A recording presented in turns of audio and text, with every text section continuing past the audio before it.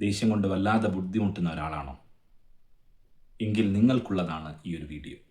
ദേഷ്യമെന്നത് തിരുനബി വല്ലാതെ ഭയപ്പെട്ട ഒരു മാനസിക രോഗമാണ്, മനസ്സിൻ്റെ രോഗമാണ്. ഈ വീഡിയോയിലൂടെ പ്രായോഗികമായ വഴികൾ ഞാൻ നിങ്ങൾക്ക് പറഞ്ഞു തരുന്നു. എന്താണ് ദേഷ്യം, അതെങ്ങനെയാണ് നമ്മെ ബാധിക്കുന്നത്, വിശദമായി നമുക്ക് നോക്കാം. സ്വർഗ അവകാശികളെ പറ്റിയുള്ള ഒരു ക്വാളിഫിക്കേഷൻ പറയുന്നത് വൽ ഖാളിമീനൽ ഗൈള, അവർ ദേഷ്യത്തെ വിഴുങ്ങിക്കളയുന്നവർ. സൂറത്ത് ആലി ഇമ്രാനിൽ 134 വചനത്തിൽ കാണാം. ഇവിടെ ശ്രദ്ധിക്കൂ, ദേഷ്യം വരാത്തവർ എന്നല്ല പറഞ്ഞത്, ദേഷ്യത്തെ വിഴുങ്ങിക്കളയുന്നവർ. ദേഷ്യം വരാനുള്ള ഒരുപാട് സന്ദർഭങ്ങൾ നമ്മുടെ ജീവിതത്തിൽ ഉണ്ടാകും. ആ സമയത്ത് അതിനെ തരണം ചെയ്യുകയാണ് ഒരാൾ ചെയ്യേണ്ടത്. ഒരിക്കൽ തിരുനബിയുടെ അടുത്ത് വന്ന് എനിക്കൊരു ഉപദേശം നൽകണം എന്ന് ഒരു സ്വഹാബി പറഞ്ഞപ്പോൾ തിരുനബി അവർക്ക് മറുപടി നൽകുന്നത് ലാ തഗ്ളബ്, നീ ദേഷ്യപ്പെടരുത്. രണ്ടാമത്തെ പ്രാവശ്യവും ഉപദേശം ആരാഞ്ഞപ്പോൾ ലാ തഗ്ളബ് എന്ന് പറഞ്ഞു. വീണ്ടും ഉപദേശം ചോദിച്ചപ്പോൾ വീണ്ടും ലാ തഗ്ളബ്, നീ ദേഷ്യപ്പെടരുത് എന്ന് തന്നെയാണ് ആ വ്യക്തിയോട് തിരുനബി പറഞ്ഞത്.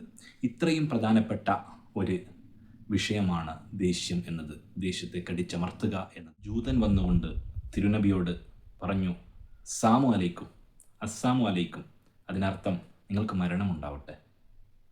സലാം പറയുന്നതിന് അത്തരമൊരു അഭിവാദനമാണ് ആ ജൂതൻ പറഞ്ഞത്. ഈ സമയത്ത് ദേഷ്യപ്പെട്ടുകൊണ്ട് ആയിഷ ബീവി പറഞ്ഞു നിങ്ങൾക്ക് മരണവും പരാജയവും ഉണ്ടാവട്ടെ എന്ന രീതിയിൽ ആയിഷ ബീവി ദേഷ്യപ്പെട്ടു പറഞ്ഞു. ആ സമയത്ത് തിരുനബി വളരെ സൗമ്യതയോടെ പറഞ്ഞു ആയിഷ മിണ്ടാതിരിക്കൂ, സൗമ്യമാവൂ.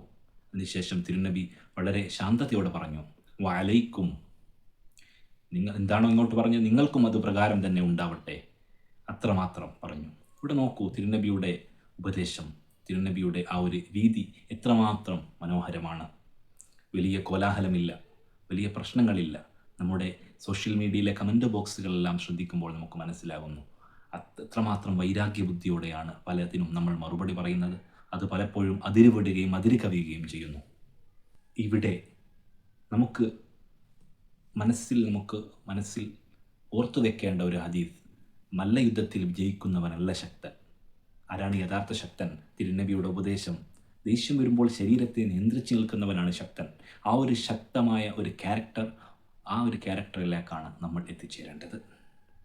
പ്രിയപ്പെട്ടവരെ, നമ്മുടെ ഈ ഒരു ദേഷ്യം ഒഴിവാക്കാൻ ഉള്ള പ്രായോഗികമായ ഒരു 4 ടിപ്സുകൾ ഞാൻ നിങ്ങൾക്ക് പറഞ്ഞു തരാം. ഒന്നാമത്തത് അഊദു ബില്ലാ എന്ന് പറയുക. ദേഷ്യം ഷെയ്ത്താനിൽ നിന്നാണ്, ഷെയ്ത്താനാണ് ഇതിൻ്റെ പിന്നിൽ പ്രവർത്തിക്കുന്നത്. അപ്പോൾ അഊദു ബില്ലാ എന്ന് പറയുമ്പോൾ നമ്മുടെ ദേഷ്യത്തിന് ഒരു ശമനം ലഭിക്കുന്നു. ടെൻഷൻ മാറ്റുക. നിന്നുകൊണ്ടാണ് ദേഷ്യപ്പെട്ടെങ്കിൽ ഇരിക്കുക, ഇരുന്നു കൊണ്ടാണെങ്കിൽ കിടക്കുക. അപ്പോൾ നിന്നൊരുത്തൻ ഇരിക്കുമ്പോൾ അവന് എന്തെങ്കിലും ചെയ്യാനുള്ള പ്രവണത ഇല്ലാതാവുന്നു. അടിക്കാനോ കുത്താനോ സംസാരിക്കാനോ ഉള്ള ഒരു പ്രവണത ഇല്ലാതാകുന്നു. അതാണ് മോഡേൺ സൈക്കോളജിയും നമുക്ക് പറഞ്ഞു വെക്കുന്നത്. പോയിന്റ് എന്ന് പറയുന്നത് വുളു എടുക്കുക. ദേഷ്യത്തിന് ഏറ്റവും വലിയൊരു ട്രീറ്റ്മെൻറ്റ് വുളുവാണ്.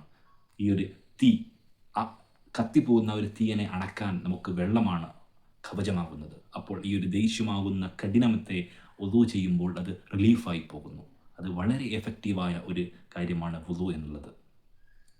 4ാമത്തെ ടെക്നിക്ക് മിണ്ടാതിരിക്കുക, വായ പൂട്ടി വെക്കുക എന്നുള്ളതാണ്. മിണ്ടാതിരിക്കുമ്പോൾ വളരെ കൺട്രോൾഡാണ് ഞാൻ എന്നൊരു ബോധം മനസ്സിൽ വരികയും അത് നമുക്ക് വലിയൊരു കരുത്ത് നൽകുകയും ചെയ്യും. ഇനിയും ധാരാളം ടിപ്സുകളുണ്ട്. ഈ വീഡിയോ നിങ്ങൾക്ക് ഉപകാരപ്രദമായി എന്ന് കരുതുന്നു.